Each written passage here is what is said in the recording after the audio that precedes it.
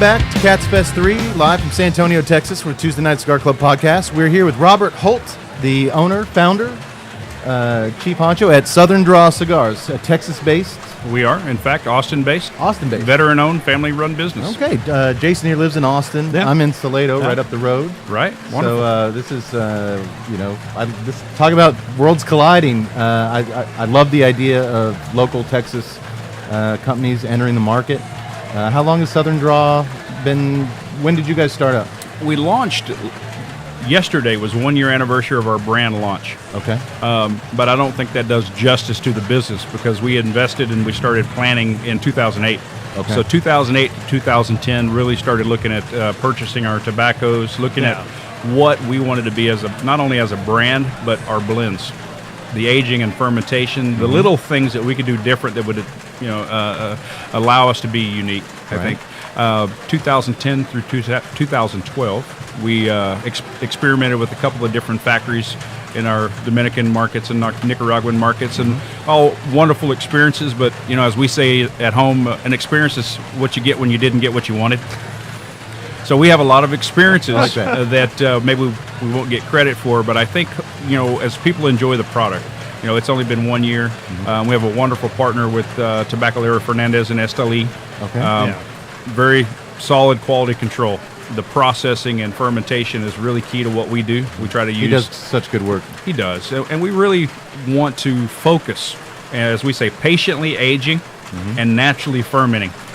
No dyes, no heat, and we're not a company large enough that we need to be concerned about mass production yet, right? So that's really our focus: patience, natural, and really stick with the Southern culture. And you guys have had the opportunity to meet my wife, and she really has added a touch to business that I should have listened to 16, 18 years ago. She's a true traditional Southern girl, right? She comes across like the nicest lady you'll ever meet. She is. And it's in the Southern tradition. It's completely genuine, and because you can't fake it. Right. Going back to the when someone new moves into the neighborhood, you go welcome. You bake them some cookies, a pie or a cake, brownies, right? A little note. It's very similar for us, right? Because she runs the customer service distribution. Almost every order will go across her desk, and if she's in the warehouse, for example, she still writes thank you notes. She still gets to interact that way, where I'm spending more time in the shops and in the field with the reps. So it's been a good yin and yang, I could think, if you use that as a reference. Yeah. Were you in the industry beforehand? I was not. Okay. I was not. The luxury that I had is I spent 6 straight years in the Caribbean, Latin America, Central America, and it's really the root of our interest. I spent those years in a lot of third world developing countries working on wireless telecom. You advance telecom, you advance an economy. Right. But the beauty of it is, whether I was in Jamaica or the Cayman Islands or the Dominican or Haiti, you wake up with the sun, you go to work. As the sun starts setting, all the guys would stop. Not like Texas where it's this. Yeah, you work and you work, right? And you wait in traffic, but the beauty was the culture. At the end of the night, to take an hour or two of your time, share a cigar, share a drink, wind down a little bit. As some wise advice I was once given: never take work home and never bring life to the office. Yeah. And that's the time that we're searching for, right? So the Southern Draw culture is really bringing that Southern culture, hospitality, very respectful. We want the wives and the girlfriends and even our 14-year-old son's involved, and he's an integral part of what we do. Yeah. But on the other side, the draw side is the objective side of our business, right? Really focusing on the quality of a draw of a cigar, the temperature, the burn rate. We know we're getting the blends right. We're very comfortable with that, and the reception, we're very humbled by that. But we can't emphasize the culture that we're trying to promote as our unique approach to the market, I think.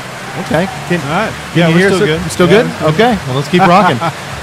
Bring it on, Rain. What about Cats Fest brought there's so many social media cigar groups, forums, it's just, what is it about Cats that, is this your first Cats Fest? It is. It is. What about Cats brought you guys here and wanted to be a part of Storm, be with Storm and this festival in particular? Well, I think first and foremost, I'm a veteran of the U.S. Army. Okay. I have 2 or 3 minority partners that are also veterans, Navy and Army. Even our sales staff are either retired or active duty. For example, Jeff Harris is with us today. He's an active duty captain at Fort Hood. And it gives them a transition, an opportunity to do what they love So obviously supporting Cigar for Warriors, supporting veterans, supporting active duty is a key part of our business and our mission, if you will. So it was a natural fit. Obviously, we're in Texas, just up the road, so it was a perfect fit for us to participate this year, and we look forward for the next year and the next year after that. It just keeps getting better.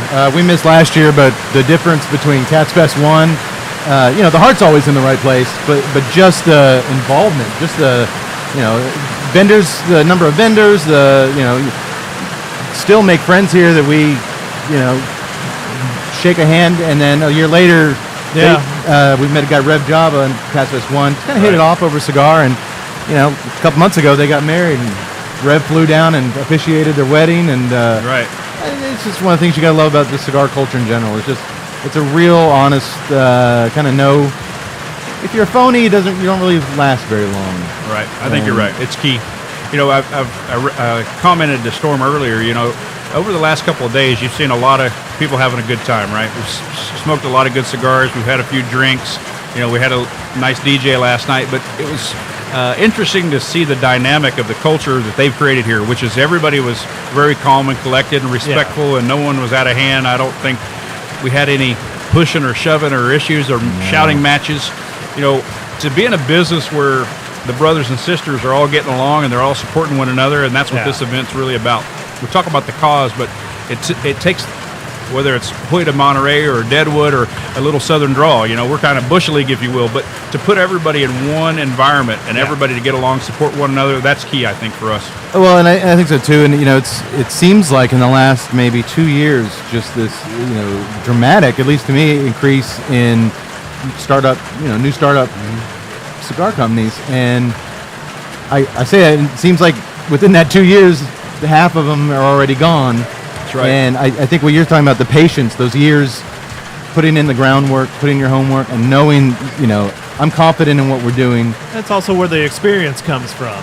I get the sense that a lot of these startups, and not in a negative way, I think, but I don't know if there's that pre-planning and that, it's so that eagerness to rush things out the doors. It's got to be that pressure. It's got to be great to have that patience and being able to just take it slow, which again is a Southern, slow and steady wins the race. It's true, and having those 5 years, the lessons that we learn and how we apply those today, they can't be valued. I mean, we can't put enough value on that. Yeah. But, if we didn't purchase or engage in securing more tobacco over the next 5 years, we would still produce the quality that we're producing today because of what insight or foresight we've had and the collaboration that we've had. Make no mistake, it's about a collaboration. And when you have someone like Tabacalera Fernandez, which is an up and coming, very well established company, but their future is bright. Yeah. Run by a 30-something-year-old man that really has a passion, that grew up in the industry. Yeah. You look in the mirror and say, that's somebody that over the next 20 or 30 or 40 years, if we choose to keep this in the family and keep this manageable, we can grow together. And that was a great luxury. So, he asked us for a commitment. And, you look at the business, you sit down, and I'm a corporate guy, right? Sit down and sign contracts.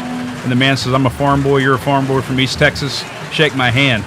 And if one of us have a disagreement, let's call the other one and let's settle it. But he said, I need you to commit 5 years.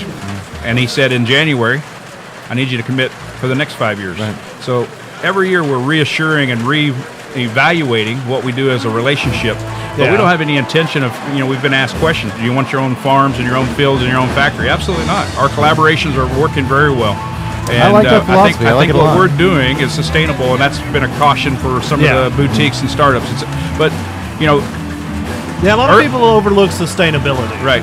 And we don't want to be boutique in a sense or small batch in a sense that we can't reproduce it year after year after year.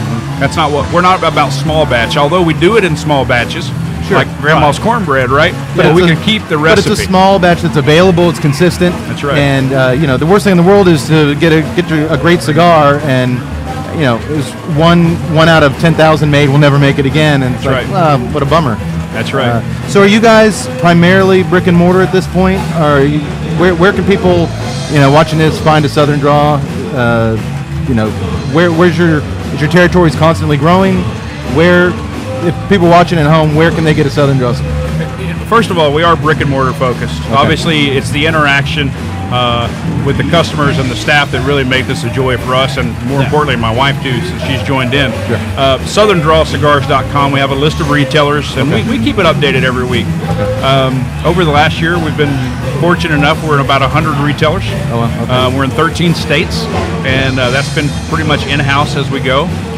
Over the next 30 days, we will be adding 13 new states where we have proper representation. Oh, wow. So we're going to focus on the South, but we're also moving into the Carolinas, Virginias, Kentucky, Tennessee. Okay. And then when we find the right partnership, then we'll push a little bit further north. But right now, we're focused on the South. That's a big number for such a young company. I mean, that real estate is so valuable in those humidors. And that's exactly what it is. It's, we've been humble enough, and we'll continue to be humble enough. If they have a stand-up humidor, they only offer us one facing, we'll take it. Right. If they only offer us a spot in the corner at the bottom shelf underneath, the bundle cigars, we'll take it. Yeah. We've got to earn our piece too, and we'll do that through our relationships and our care. And I think our customer service is really going to set us apart because of what my wife's doing. Quite honestly.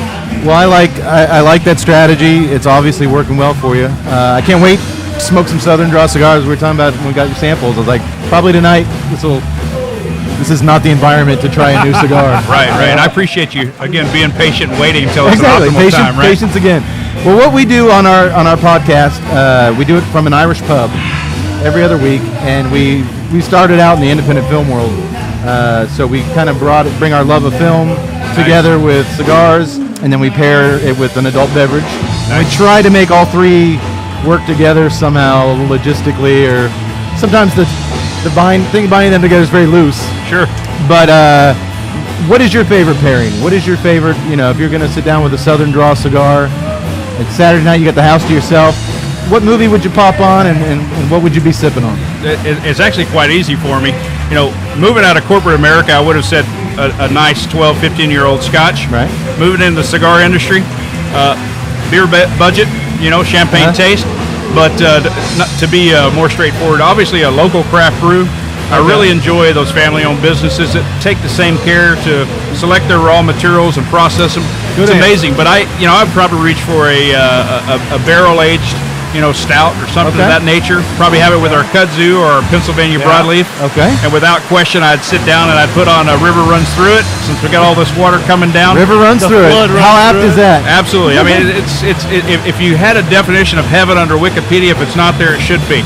Well, that sounds like a good night. We actually, I'd say 75% of our episodes are featured Texas craft beers. Nice.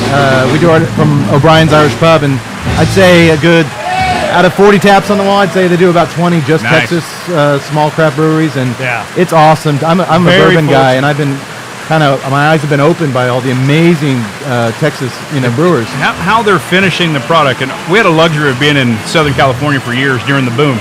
When Stone Brewery was started a mile from my house, and it had a little shop, and now look at them. Ballast Point, we've had quite a bit of exposure and friendships and family with them, and it's these new flavor profiles, right? It's how we're finishing beers. Exactly. Brewing wonderful beer, but when they're reaching out for the bourbon barrels and the sherry casks, and port barrels, and the flavors are amazing. I always told these guys, I was never a big beer drinker, because after I drink, it got very boring. Right. And none of these beers, they all have these characteristics of them, whether infused with jalapeno or mixing IPA and a port, these kind of amalgamies of different, like they just experiment, having fun, and it's be unique. Yeah, we just reviewed a beer that was like cream with an IPA hop kicker. It was just amazing how those two flavors could come together. It's not like cigars. I mean, it's a natural combination to kind of fit those together. So River runs through it with a Pennsylvania broadleaf wrap cigar. Yep, a nice little bourbon barrel Irish stout would be wonderful. Well, folks, check out SouthernDraw.com. Cigars.com. Seek them out. Robert, thanks for sitting with us. Thanks for supporting Cats. Absolutely, it's been a great pleasure. If we don't see you sooner, we'll see you next year. Thank you so much. All right. Appreciate it. Thanks a lot.